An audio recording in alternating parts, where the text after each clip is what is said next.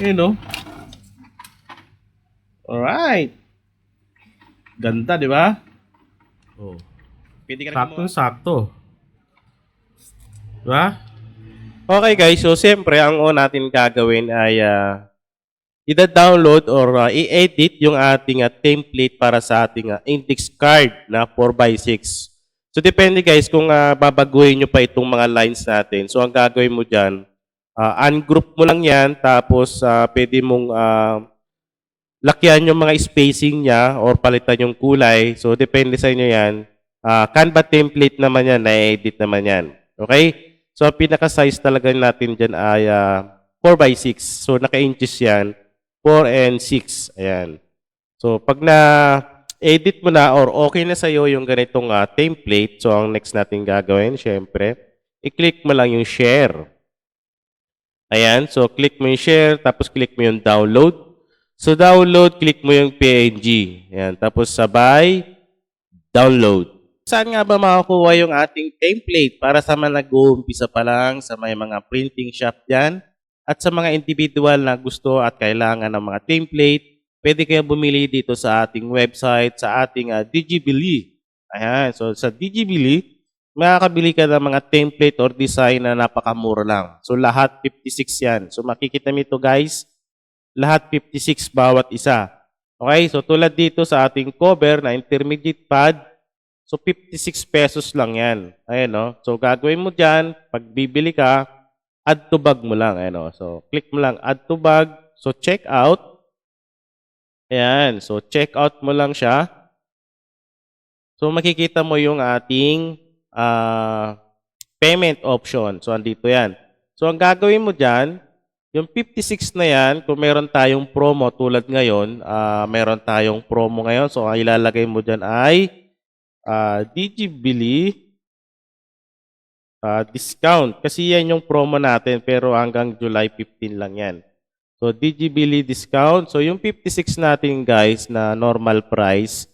So, pag in-apply mo yan, lalabas dyan 28 pesos na lang. Yes, 28 pesos na lang yan guys. Dahil naka 50% off tayo.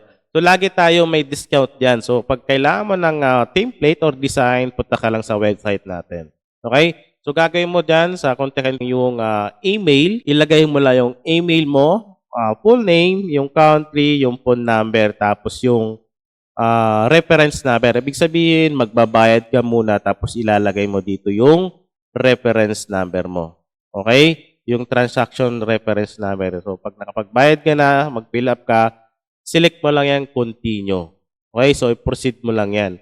So, hintayin mo nila yung files niyan sa email mo. So, automatic yung masisend sa email mo, guys. Okay? So, ganun lang kadali bumili ito sa ating website. Ayan. So, search mo lang or click mo lang yung link dyan sa description, yung website natin na Digibili. Ayan. So, pwede kang bumili ng mga digital. Okay. So, next natin gagawin, mag-open tayo ng Microsoft. So, depende kung gamit mo ay Photoshop. So, yun yan na lang din ang gamitin mo. Kung kabisado mo yung Photoshop. So, yung gagamitin natin ay MS Word dahil ito ang aking ginagamit. So, dito, pag open natin, naka-default yung size niyan sa A4, di ba? Ayan. So, A4. So, ang gagawin natin dyan, i-size natin syempre. Punta tayo dyan sa size. So, dito, hahanapin mo yung 4x6. Okay? 4x6 inches. Ayan. So, hanapin mo dito. Isa-isahin mo yan. So, pag hindi mo nahanap dyan, click mo yung more paper sizes.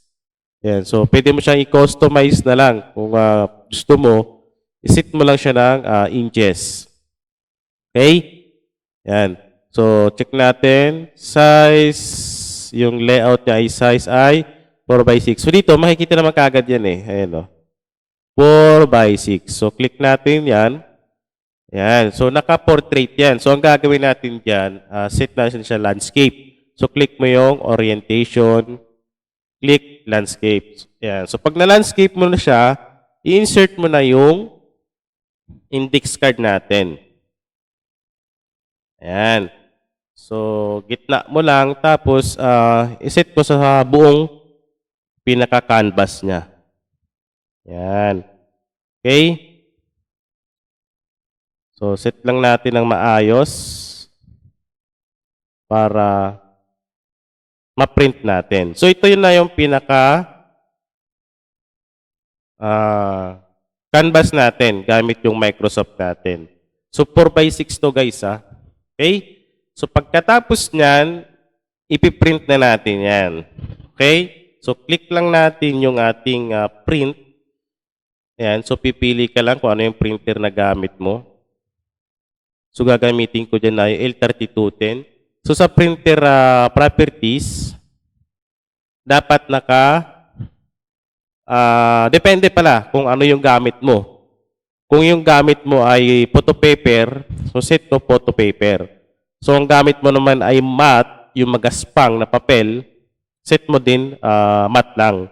Okay? So sample natin ay papel lang yung gagamitin ko. Tapos set lang natin ng high. Yan, para mas kita yung ating print. Sabay okay. Okay? So pagkatapos niyan, i-click lang natin print. Okay guys, so dito naman sa ating gagamitin na materials, so gagawa muna tayo ng sample gamit itong bond paper. So depende kung ano yung gagamitin mo. So di ko kasi alam kung ano yung papel na ginagamit ngayon para sa ating index card kasi gamit natin dati noon ay matte yung texture niya, both side matte. Pero ngayon ata di ko lang sure kung ano yung pwedeng gamitin na material. So kayo na bahala mag-explore kung ano yung gagamitin nyo na materials para sa index card. So pwede naman photo paper kung gusto nyo. Yun nga lang, kailangan double-sided siya na walang brand sa likod. Okay, kasi ipiprint natin siya mamaya ng back to back. So dito, sasample muna tayo ng papel yung gamit. Okay? So meron na akong kinat dito na papel. Ayan. So 4x6 ito. So ang gagawin nyo dyan, walang kayo ng cutter, depende kung ano yung gagamitin nyo. So pwede kayo gumamit ng ganito. Or itong ating paper cutter. Kasi meron naman siyang size na number na pwede nyong sundan. So ang gamit ko ay long. Ayan. Kasi ito yung extra ko lang na papel. So pwede kayo gumamit ng short or A4. Sa akin, long ang gagamitin ko. Okay? So, dito sa taas, kung makakita nyo, 1, 2, 3, 4, 5, 6. So, inches yan. So, ang gagawin natin dyan, mag-cut muna tayo ng 6. Okay? So, cut lang natin na naka 6 inches. Ayan. Tapos, ikot lang natin. Tapos, dito naman tayo sa 4. Okay, so bahala na kayo mag-explore. Madali lang naman yan. Basta ang importante ay 4x6.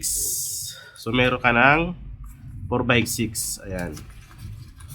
So para mas mabilis yung video natin, explore nyo na lang. Cut nyo na lang yung mga papel na gagamitin nyo. Okay? Basta makakat lang kayo ng 4x6 na size or photo paper. Okay? So, bahala na kayo kung anong gagamitin yung materials. Pagkatapos natin siyang i-cut o i-cut mo yung ating materials na gagamitin, magpiprint naman tayo. Okay? Okay guys, so ang gamit ko ay L3210 na printer at pigment ink yung gamit kong ink. Okay? So, dito sa paglagay ng papel, kailangan nakapantay, naka-straight yan para pag lumabas ay straight din yung print. Okay? So, yun o. Diba? So, sana kita nyo kahit madilim. Kita nyo ba yan? So, napakaganda, diba? Borderless na 4x6 na index card. Ayan. So, ganun lang guys, kadali. Diba? Ayan o. Alright. Ganda, diba? Pwede ka na gumawa ng mga index card at ibenta mo. So, mabenta to sa printing shop, guys. Napakaganda ng output. Bond paper pa yan, ha? Paano kaya kung magandang photo paper or papel na gagamitin nyo? Okay? So, hintayin natin yung isa pa at dalawa. Tatlo ata yan na sinalang ko. Para ma-print natin siya ng back to back. So, panoorin nyo siya guys kasi pag nag-print kayo, kailangan masundan nyo to dahil pag hindi, tabingi yung lines sa kabila pa nag-print kayo. Okay? Ayan. So, hintayin natin yung isa pa para ma-print natin siya ng back to back. Ayan. So, pagsasabay na lang natin para pag lumabas ay pantay yung line. Okay? Pantay yung line. So, hintayin natin yung isa pa. So, naka-ano kasi yan, di ba? Standard paper tapos high. Kaya medyo matagal kasi naka-high yung print natin na output. Ayan. So, hintayin lang natin. Kasi, papakita natin kung paano siya i-flip or ibalik doon sa tray natin. Okay? So, dito, kita niyo yung ganyan. So, pantayin nyo muna. Okay? Pagkatapos nyan, babalik ta rin mo. Ayan. So, balik natin ulit dito sa tray. Kailangan pantay yung pagkakalagay or pantay. Ayan. So, double check nyo lang para di sayang, di ba? So, makikita nyo naman yan pag nag-print kayo.